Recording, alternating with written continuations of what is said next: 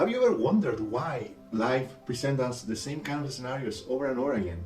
Like, for example, meeting the same kind of people, toxic people, attracting the same kind of person that you know that is toxic towards you. Why do you think this happens? In this video, guys, I will tell you my views and perspective on how life presents the same kind of scenarios until we learn the lesson. We wrongly tend to believe that positive people are always positive, all the time smiling, all the time laughing, all the time making jokes and stuff. But the reality, it can be totally different. For instance, we know from experience that many people who seem like very happy, very cheerful and stuff, in their private life, they are super sad, they are depressed. True positivity is about embracing the good and bad in life. Embracing the good and bad means that you are not suppressing your emotions.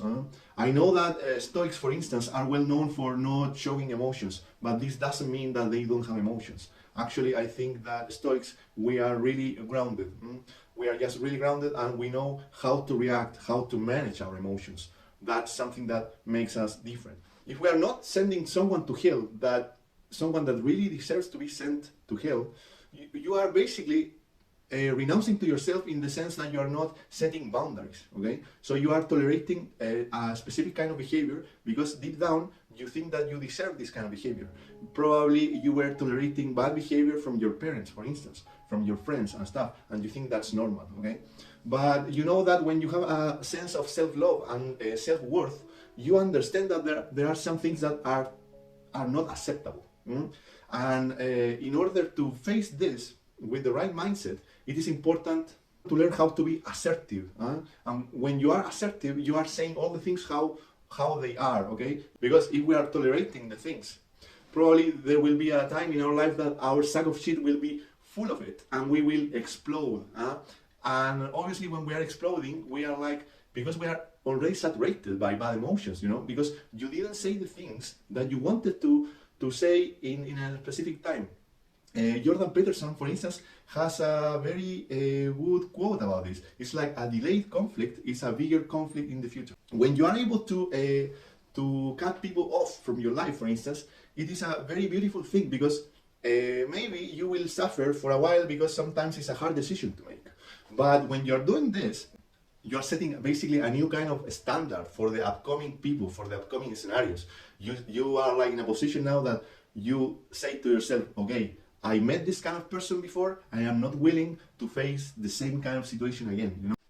When you're not facing these scenarios with the assertivity that it requires, you are basically deep down telling to yourself, to your inner self, that this is something normal and I should tolerate it, But by doing so, in a matter of time, you are basically eroding your self-esteem, So that's why it is so important to set boundaries. When you are a codependent, for instance, this is particularly very difficult to do. And I say this because I was a codependent in the past. Luckily, after a lot of self-work, a lot of inner work, I managed to get out from this position. But you have to learn this, and you have to be willing to lose people, to lose scenarios, and putting yourself first always. In this kind of dynamic, we are basically setting like an end for specific scenarios or events that happen in our life. So whenever we are not doing the things or cutting people off or removing certain kind of behaviors from others or situations from the past, we are basically saying welcome again whenever this happens, So that's why it is so important to be detached in this sense, okay? You have to be detached in such a way that you are always true to yourself, always taking care of yourself.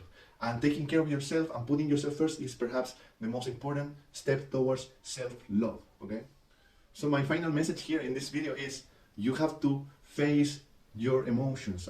You have to welcome them, the positive and negative ones. If you are channeling the negative ones in a rational way, in a conscious way, you can learn a lot about yourself, about your own behaviors, and you can start exploring yourself, like the root causes and why you are reacting in a specific way. And also, you are setting a standard for future relationships, friendships, romantic relationships, and stuff. You have to embrace your shadow self.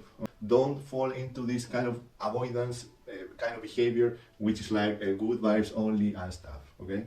This is the thing, guys. I hope that this video worked out for you, and see you next time. Bye bye. So this is the thing, guys. When we set like a new boundary, like a new standard for our lives, we are basically saying to the universe, we are shouting to the universe that we are not willing to face the same kind of fate again, and it won't happen. Trust me, it's like a self-fulfilling prophecy.